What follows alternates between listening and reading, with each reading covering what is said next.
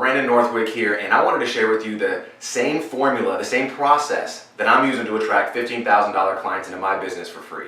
Now, if you've been in business for any amount of time now, you know that there's 3 ways for you to attract people into your business. You have, SEO, meaning, search engine optimization. You have paid advertising, and you have social media. You also have a 4th one, which is like belly to belly. But we're talking strictly about internet or online marketing right now. And I get a lot of questions from folks who are wondering what can they do to increase their sales, but they don't have any money for advertising. So if that's you, this video is going to be perfect for you. I'm actually going to lay out exactly what I do and what I have a lot of my clients do who don't have the big ad budgets but still want to get those amazing results. So what I want to do is walk you through the process in which Instagram is being used right now and how we've been able to attract $15,000 clients into our business for absolutely free. I'm talking no paid advertising or nothing like that at all. So let's get right into it. First thing we want to do is obviously have an IG account. Now, how do we make our IG account as strong as possible? Well, we've got to be able to do a few things. We've got to be consistent, you've got to be able to deliver value, and you've got to be able to engage. So many people on social media right now, they are on that one-way street. They're driving just one way towards the customers, not really paying attention about how they can actually engage, commenting on people's posts, liking them, following them, and actually engaging with these people so that when they see your name, when they see your comments, when they see you posting stuff, they're going to feel like, oh, you know what, I kind of owe this guy something. I kind of owe him to be able to come back and to like his stuff and to follow him and things like that. So we have a process set up to where we will actually have our profiles go out there and like them, follow them, comment on them, and then the moment they follow us back, we're going to send them a direct message, right? So that's step number 2. Is direct messages. Only send these direct messages to people who follow you, okay? If they're not following you, it's not going to make much sense for you to send a direct message. I've tried a couple of different ways, and I'll be honest with you, the best results that we've got is from actually sending and talking to people who are following us. It makes it a little more comforting, it makes it a little more relaxed in the environment so that they're not feeling like you're just spamming them. They were there for a reason. They followed you, they liked your content, they liked the way that you engaged, they maybe like your mission or what you stand for. So don't be afraid to send a direct message to people who follow you. And don't send them something like, okay, this is the big thing right here. You have Twitter, you have Facebook, you have YouTube, you have Pinterest, you have Instagram. Every single platform is completely different. From the testing that we've done, we've found out that people on Instagram really don't have a problem being pitched right out the gate. And I'm not talking about a here buy my stuff kind of pitch. That's not what I'm talking about. I'm actually talking about a actual process that you're going to want to walk these people through in your direct message, which we're going to get into right now. So the 3 parts to your direct message should literally be what I got, what it'll do for you, and what I want you to do next. This is just a format, so don't actually put this is what I got, this is what it'll do for you, and this is what I want you next. I mean, you can if you make it actually a little bit longer than that, right? But you want to be able to let them know, hey, look, this is what I got. Hey, thanks for following me. This is what I got. Hey, look, this is what this is going to do for you, and if you're interested, this is what I want you to do next. So for myself and what we do is we actually send out close to 100 to 200 of these messages a day, and at the very end of it we have if you're interested in what I have for you, if you're interested in getting these results inside of your business, then go ahead and reply back to this DM with I'm interested. That way when you are at the end of your day or at the beginning of your day, whenever you go through your management, you can actually just go through your profile and you can see, okay, well this person said they're interested, this person said they're interested, because Instagram does not make it easy for you to find your direct messages, let's be honest. They're scattered throughout, so many different, you have to basically scroll for miles depending on when the last time you were in your account. So this way, for a fact that when you're scrolling, it's going to be easy to identify which of the people are interested in your business, your product, or your service. And by doing that, it's going to save time and it's going to show those people that you are the authority. I'm not talking, now make sure that you're crafting this message as something that is going to be beneficial to them. It's not about you in this message. It has nothing to do with you or your service. It has to do with what your service or what you could do for them. Then you want to make sure that you do have your strong call to action, which is what I want you to do next. So for me, my call to action is, if you're interested, reply back to this DM with I'm interested. That's a strong call to action. There's no way that they could be confused. Now, does everybody listen to that and follow it? Absolutely not. I mean, let's be real. If we get about 100 messages sent out, we'll get probably about 4 or 5 per day that are saying that they're interested. So with those kind of numbers, I mean, that's 4 or 5% of the people that we're messaging each and every day saying that they're interested. Then we go and take those folks, the next group, that group of people, to the next step, which is the pre-qualification.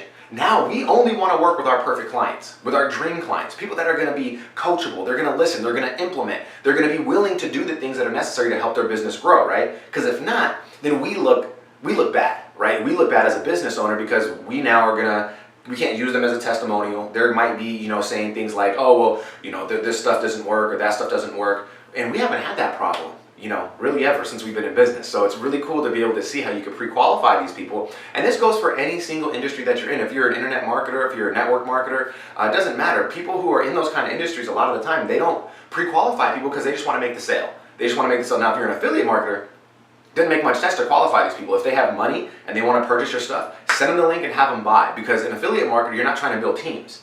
Internet marketing / network marketing, you're looking to build teams, coach people, get them on the right way, right? But if you're in a traditional business, say, you could still use this, right? You could still use this and you could pre-qualify them and say, okay, well, let's say that you're a photographer, right? You want to pre-qualify and let them know when was the last time they had a photography session? Were they, are they interested in having kids show up? What's their budget? Do they like on-site or do they like off-site shoots? There's so many different ways for you to pre-qualify them because let's say that you only want to do in-studio portraits. Well, if they're qualified, then they're going to want to say, okay, well, I only want to do in-studio portraits. This way, when you're going through those questions from your lead, you can know exactly who is the best fit for you and your business. I mean, if you knew for a fact that you could really relate to somebody and you can connect with them and you already had that information in front of you, do you think that it would help you increase your sales? Maybe even increase your relationship for long-term sales? I mean, I've seen it work. I believe it does.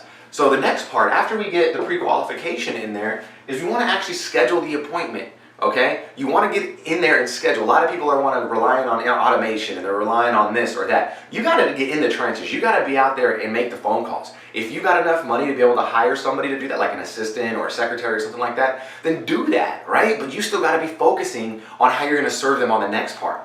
But you can, outsource the scheduling part if you want to. I mean, I don't understand why you want to do that unless, you are super busy. But at the beginning stages of your business, you can feel free to go through this process, create an Instagram account, craft a direct message that's geared towards them, following the 3-step formula.